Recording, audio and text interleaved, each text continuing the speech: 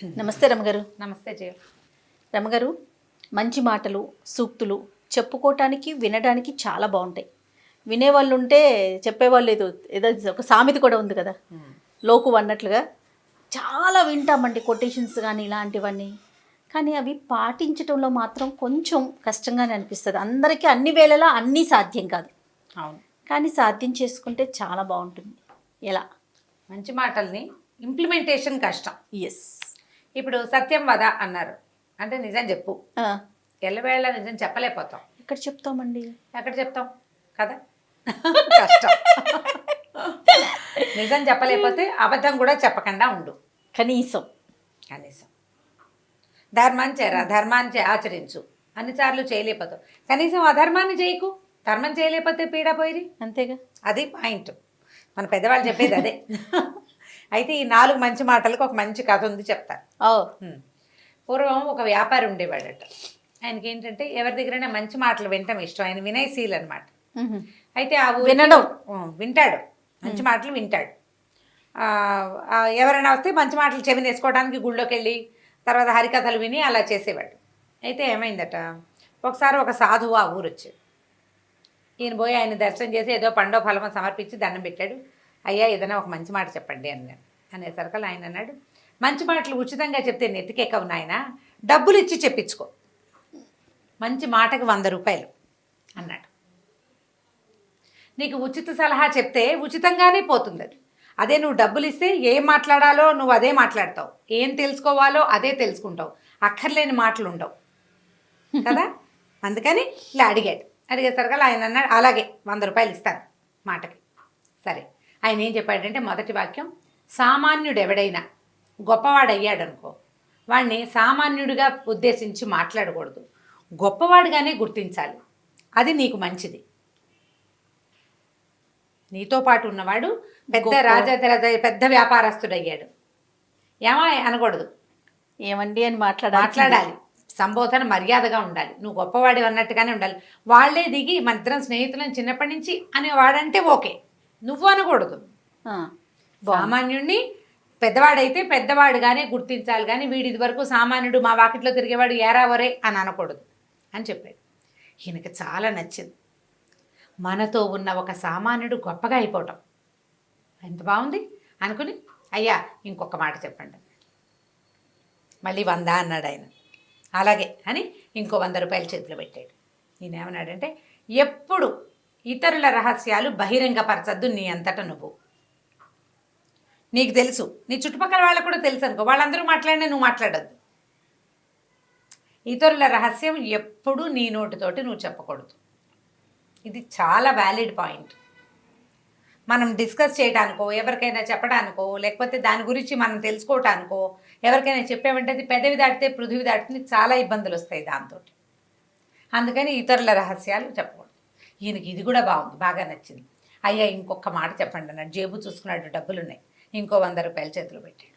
ఈయన ఏమన్నాడంటే, పని వాళ్ళతో చేయించగలిగే పనిని వాళ్ళతో చేయొచ్చు, నీ సమయాన్ని వృధా చేసుకోబోక. వ్యాపారస్తుడు కదా ఈయన, అన్ని పనులలోకి దిగి నువ్వు చేయొద్దు. వాళ్ళు ఎవరో చేస్తారు, నీ దగ్గర పనివాడు ఉన్నాడు, గుమాస్తా చేయాల్సిన గుమాస్తాతో చేయొచ్చు. అది ఎలా చేయాలో నువ్వు అక్కడ నిలబడి దగ్గరుండి చేయించి సమయం వృధా చేసుకోబోక. ఇది వ్యాపారానికి ఉపయోగపడుతుంది. అవును, వ్యాపార లక్షణం కదా అది. మనం ఇంకా కొంత ఆలోచించుకోవచ్చు. మన సమయాన్ని వృధా చేసుకోకుండా నీ పని నువ్వు చేసుకుంటావు, వాడి పని వాడు చేసుకుంటావు. సూపర్, బాగుంది. ఇంకో 100 ఇచ్చాడు. ఇంకొక మాట చెప్పండి, ఇదే ఆఖరి. ఆయన దగ్గర 400 ఉండే, 400 ఇచ్చేసాడు. అప్పుడు ఈయన ఏమన్నాడంటే, నీ మనసుకి నొప్పి కలిగిన చోట ఉండద్దు. నీకు మనసుకి చాలా కష్టంతో వచ్చింది, ఇంకక్కడ ఉండద్దు, వెళ్ళిపో అని చెప్పాడు. 400 ఇచ్చి ఈ 4 మంచి వాక్యాలు తెలుసుకున్నాడు ఆయన. ఇది అందరికీ పాఠమేనండి, అందరికీ పాఠమే. ఇందులో నుంచి నేను కూడా పాఠం నేర్చుకున్నాను. చాలా అత్యద్భుతమైన పాఠం ఇది. సరే, బాగుంది. అయితే ఏమైంది, కొంతకాలం అయ్యాక ఈ వ్యాపారస్తుడికి బిజినెస్లో నష్టం వచ్చింది. అక్కడ అకాల వర్షాలు వచ్చి ఈయన తాలూకు ఓడలు మునిగిపోయినాయి, బళ్ళు విరిగిపోయినాయి, డబ్బంతా పోయింది. ఇదో కొద్దిగా ఉంది. ఈయన ఏమనుకున్నాడంటే, ఈ పువ్వులు అమ్మిన చోటే కట్టెలు అమ్మకూడదు, అంతేగా, వేరే ఊరు వెళ్దాం అనుకున్నాడు. వేరే ఊరు వెళ్ళడానికి ఏమైంది, ఇంకా పెద్దగా భార్య సంతానం సంసారం ఏం లేదు. ఈయనకు ఒక గుమాస్తా ఉన్నాడు. ఆ గుమాస్తాని, నేను కూడా వస్తాను దొరగారు, మీరు ఎక్కడికి వెళ్తే నేను కూడా అక్కడికి వస్తానండి అన్నాడు. ఎలాగూ సహాయం కావాలి కదా, ఏవో 2 బళ్ళు కట్టుకున్నారు, ఉన్న సామాన్లు అందులో ఎక్కించుకుని పొరుగు రాష్ట్రానికి బయలుదేరారు. ఇంకో రాజ్యానికి, పొరుగు రాజ్యం, రాష్ట్రం కాదు, ఆ రోజుల్లో రాజ్యాలు ఉండేవి.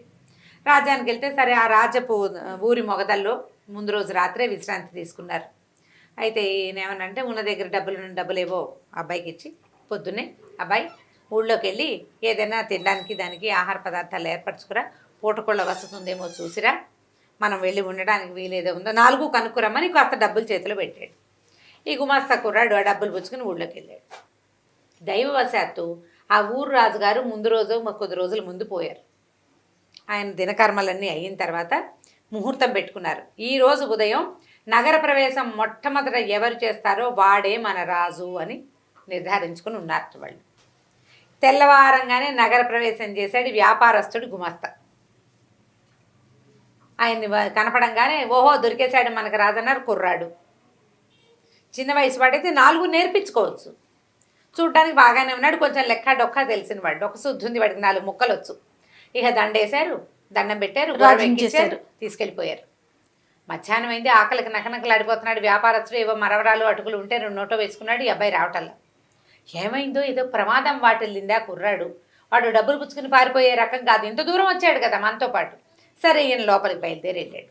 వెళ్ళేసరికల్లా ఊరంతా కోలాహలంగా ఉంది. కొత్త రాజుగారు బాగున్నాడు అంటున్నారు, అదంటున్నారు ఇదంటున్నారు. ఎవరండి కొత్త రాజు, ఏమిటి ఇవాళ ఏమన్నా సింహాసనం పట్టాభిషేకం చేశారా ఏమిటంటే, ఇలా రాజుగారు గతించారు. ఆయన దినవారాలు అయిపోయాక తొలుత ఊళ్ళోకి ప్రవేశించిన కొత్తవాడికి రాజ్యం ఇవ్వదలుచుకుని ఉన్నాము. ఇవాళ పొద్దునే ఒక కుర్రాడు వచ్చాడు, అతన్ని రాజుని చేశామంటే తన గుమాస్తాయే రాజయ్యాడని ఆయనకు అర్థమైంది.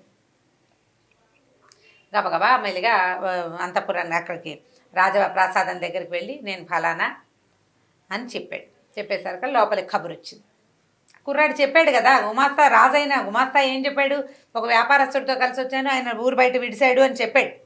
ఆయన విడిది అక్కడ ఉంది కదా, మళ్ళీ అక్కడ ఆపుకున్నాడు. సరే లోపలికి వెళ్ళి ఈయన ఏం చేశాడు, లోపలికి వెళ్ళగానే తన గుమాస్తా రాజబట్టల్లో చక్కగా సింహాసనం మీద కూర్చుని ఉన్నాడు. ఈయన గుర్తొచ్చింది, 100 రూపాయలు ఇచ్చి ఒక మంచి మాట కొనుక్కున్నాడు తను. మొదటి వాక్యం ఏమిటి, సామాన్యుడు గొప్పవాడైతే అతన్ని సామాన్యుడిగా కాకుండా గొప్పవాడిగా పరిగణించాలి. నమస్కారం మహారాజా అని పలకరించాడు. ఆ మహారాజా అయిన కుర్రాడికి ఏనుగొక్కినంత సంతోషం వచ్చింది.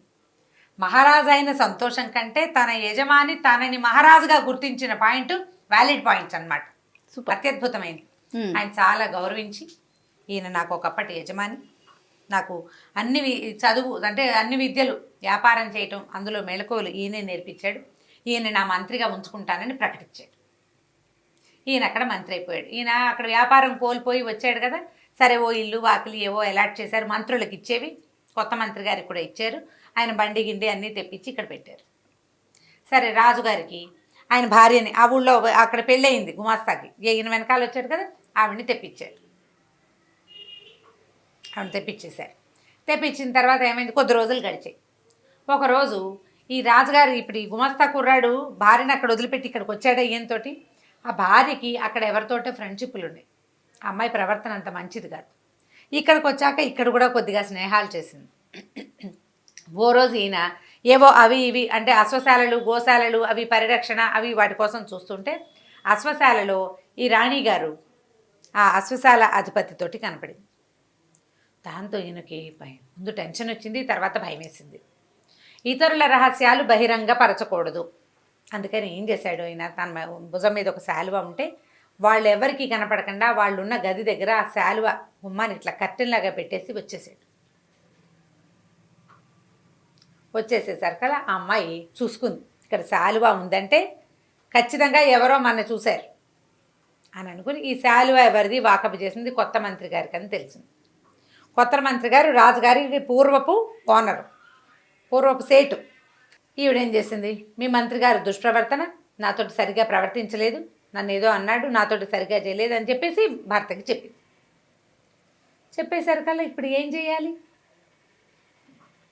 ఈయనేమో ఇదివరకటి యజమాని, అయ్యో ఈయన ఇలా అయ్యాడా, ఇప్పుడు ఏమిటి ఇల్లు వాకిలి వచ్చి మంత్రి పదవి వచ్చేసరికి ఈయన ఇలా అయిపోయాడు అనుకుని రాజుగారికి చాలా కోపం వచ్చింది. ఏం చేశాడు, ఆయన డైరెక్ట్గా శిక్షించకూడదు, ఎందుకంటే తన పూర్వపు యజమాని, తనే మంత్రిని చేశాడు, బాగుండదు, పరుగు పోతుంది. అందుకని ఆయనకి ఏం చెప్పాడంటే, మీరు ఒక పని చేయండి, కసాయి కొట్టుంది మనకి కోటని ఆనుకుని అవతల వైపు అక్కడికి వెళ్ళి మాంసం కొనుక్కురండి అని చెప్పాడు. ఆ కషాయి కొట్టువాడికి ఏం చెప్పించారు? మాంసం కొనడానికి వస్తాడు, ఆయన్ని చంపేయమన్నారు. ఆయనేమనుకున్నాడు, మూడో మాట ఉంది కదా, మూడో మంచి మాట, 300 రూపాయల నోటు ఇచ్చి కొనుక్కున్నాడు. పని వాళ్ళు చేయగలిగే పని వాళ్ళతో చేయొచ్చు, నీ కాలం వృధా చేసుకోవద్దు. మాంసం కొనటం పెద్ద పనే, సైనికుడిని పంపిస్తే సరిపోతుంది. సరే ఏం చేశాడు ఈయన, ఆ వాకిట్లో పనిచేసే ఓ సైనికుడిని, అరే అబ్బాయి ఆ కసాయి కొట్టు నుంచి మాంసం కొనుక్కురారా, అది పట్టుకెళ్ళి రాజుగారికి ఇవ్వు, ఫలానా లేడి మాంసం కావాలట అని చెప్పాడు. వీడు పోయి సైనికుడు అక్కడికి వెళ్ళేసరికి ఆ కసాయి కొట్టువాడికి ఏం తెలుసు, లేడి మాంసం అని ఎవడడిగితే వాడిని కొట్టేయాలి అంతే. ఆ సైనికుడిని కొట్టేసాడు వాడు. ఈ లోపల ఏమైంది, ఈ అశ్వశాలాధిపతి ప్రవర్తన మంచిది కాదని వేగుల వాళ్ళ ద్వారా ఈయనకి ఖబరు వచ్చింది రాజుగారికి. ఖబరు వచ్చేసరికల్లా ఆయన దుష్ప్రవర్తన ఎవరితోటని వాకపు చేస్తే అది తన భార్యేనని తెలిసిపోయింది. అయ్యో నేను ఇంత పొరపాటు చేశాను, మంత్రి గారిని చంపేశానే వృధాగా అని అనుకుని ఆయన చాలా దిగులు పడుతున్నాడు. ఏం చేయాలో తెలియలే. ఒకప్పటి నా యజమాని నన్ను ఎంతో గౌరవించాడు, నన్ను అక్కడ ప్రేమగా చూసుకున్నాడు, ఇక్కడ గౌరవించాడు. వీడు నా దగ్గర పనిచేసిన వాడుని ఒక్కనాడు కూడా అనలా. అంత మంచివాడిని నేను ఈ పని చేశానే అని చాలా దిగులు పడ్డాడు. దిగులు పడి ఏం చేశాడు, ఆయన ఆలోచిస్తుండగా మంత్రి గారు వచ్చాడు. వచ్చేసరికి అయ్యా మీరు బతికే ఉన్నారా అంటే ఎప్పుడు ఆయనకు అర్థమైందనమాట. అతను రాజుగారు ఏమడిగాడంటే, మీ శాలువ ఫలానా చోట ఎందుకుంది, మీరు అక్కడికి వెళ్ళారా అని అడిగితే అప్పుడు నేను ఏం చేయాలో తెలియక నేను అక్కడ ఒక చూడకూడని దృశ్యం చూశాను, ఎవరైనా చూస్తారని శాలువ అడ్డం పెట్టాను అని చెప్పాడు. చెప్పేసరికల్లా రాజుగారు తను కన్ఫెస్ చేసేసాడనమాట. ఇలా జరిగింది, నా భార్య నన్ను ప్రోత్సహించింది, ఆవిడ మోసం చేసింది, నన్ను మీకు ఎగనెస్ట్గా మీకు వ్యతిరేకంగా నన్ను ప్రోత్సహించింది, అందుకని నేను మిమ్మల్ని ఇంకేం శిక్ష విధిస్తే అవమానకరంగా ఉంటుందని కసాయివాడికి చెప్పాను, మిమ్మల్ని అక్కడికి పంపిద్దాం అనుకున్నాను. భగవంతుడు నా ఎందుండి నన్ను ఇంత పాపం చేయకుండా నన్ను తప్పించాడు, నన్ను క్షమించండి అని కాళ్ళు పట్టుకున్నాడు. ఆయన పర్వాలేదులేని ఆయన, ఎలా జరగాల్సి ఉంది అది అలా జరుగుతుంది, నేను 100 రూపాయలు ఇచ్చి కొనుక్కున్నాను మాటల్ని, కొనుక్కున్న ప్రతి సలహాని నేను ఉపయోగించాను. ఇప్పుడు 4వ సలహా ఉంది కదా, మనసు దెబ్బతిన్న చోట గాయపడిన చోట ఉండద్దు. ఎంత బతిమిలాడినా రాజు వ్యాపారస్తులకు ఇంక అక్కడ ఉండాలి. మంత్రిగా కొంతకాలం పనిచేసి తను సంపాదించుకున్న సొమ్ముని 2 బళ్ళకి ఎత్తించుకుని ఆ ఊరు నుంచి బయటికి వెళ్ళిపోయాడు. ఈ 4 మంచి మాటల్ని అతను వాడుకున్నాడు. మనం ఇలాంటిదే ఇదివరకు ఒక కథ చెప్పుకున్నాం, దగ్గరగా ఇలాంటి కథే. ఎప్పుడైనా ఏదైనా కొన్ని మంచి వాక్యాలు మంచి మాటలు ఉచితార్థం లభించాయి అనుకో, ఉచితంగా ఉన్న మాటల్ని మనం లెక్కే చేయం, దానికోసం మనం పే చేయాల్సి వస్తే డబ్బంటల్లా. నేను ఒక దెబ్బ తిని నేర్చుకున్నామనుకో, ఒక మంచి విషయం బాగా గుర్తుంటుంది, భలే గుర్తుంటుంది, ఎంత బాగానో గుర్తుంటుంది. గుణపాఠాలు అంటారు వాటిని. జీవితం గుణపాఠాన్ని నేర్పిస్తుంది, ఆ పాఠాన్ని అనుసరించి ప్రవర్తిస్తాం. ఉచిత సలహాలు పెద్దగా ఉపయోగపడవు, కానీ ఇలాంటివి అంటే మన మూల్యం చెల్లించి తీసుకున్న సలహా ఉంది చూసావా, అది బాగా ఉపయోగపడుతుంది. మంచి వాక్యాలకి పూర్తిగా పాటించలేకపోయినా తదనుగుణంగా వ్యవహరించడం తెలుసుకోవాలి. మనం అనుగుణంగా వ్యవహరిస్తే జీవితం సజావుగా వెళ్తుంది. 100% చేయలేకపోతాం, కనీసం దానికి దగ్గరగా ప్రయత్నం అన్నా చేస్తే కనీసం ముందుకెళ్ళగలుగుతాం, చక్కగా ఉంటుంది జీవితం. చాలా బాగుంది రమ్మగారు, అద్భుతంగా ఉంది. మంచి కథ కదా, మంచి కథ. నమస్తే. ఈ వీడియో కనుక మీకు నచ్చినట్లయితే లైక్ చేయండి, షేర్ చేయండి. మరిన్ని ఇంట్రెస్టింగ్ వీడియోస్ కోసం మా ఛానల్ని సబ్స్క్రైబ్ చేసుకోండి.